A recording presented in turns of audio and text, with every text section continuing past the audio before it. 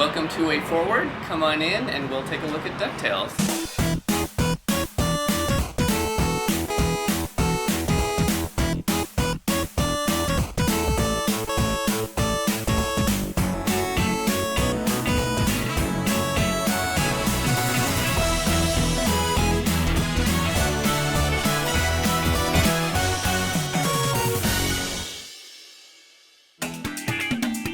You know, with the character designs of Scrooge, we went through weeks, if not a month or so, of trying to nail down the design of what Scrooge is going to look like, starting from a very Carl Barks look to, you know, something that's a lot more like the show. In the animation process of the game, we blocked out a time every single day to do an animation review, because animation for this game was one of the most important aspects.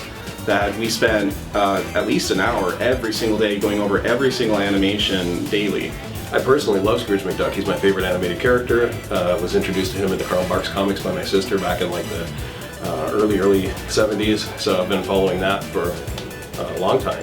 The TV show, DuckTales, that came about for me almost in the middle. As I was explaining to Austin when the project first came up, I'm like, well, I knew Scrooge as a Carl Barks character. Then when the TV show came about, I'm like, oh look, they're referencing Carl Barks comics.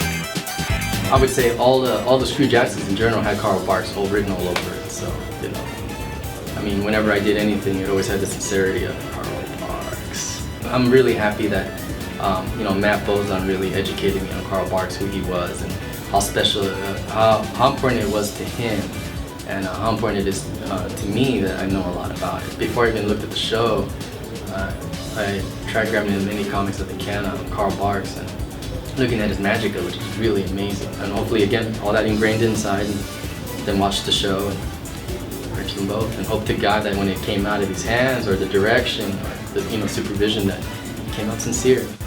We would act out, you know, all the animations that needed to happen next.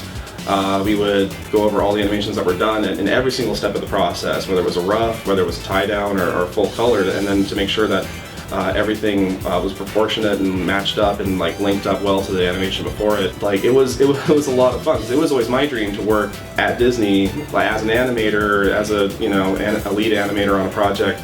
So this was kind of like my opportunity to actually work on something that was really high caliber Disney quality art, and we really ran with that. The biggest part I wanted to do here was that, you know, idols, they usually bop up and down, you know?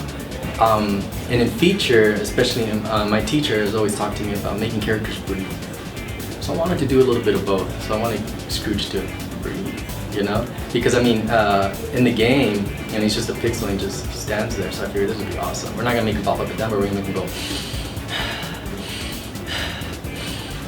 Why not? You know, breathe some like life into these characters. So I was very animated when I did this stuff. So I pushed really hard for Magica and Glomgold to have a bigger role. That was really important to me.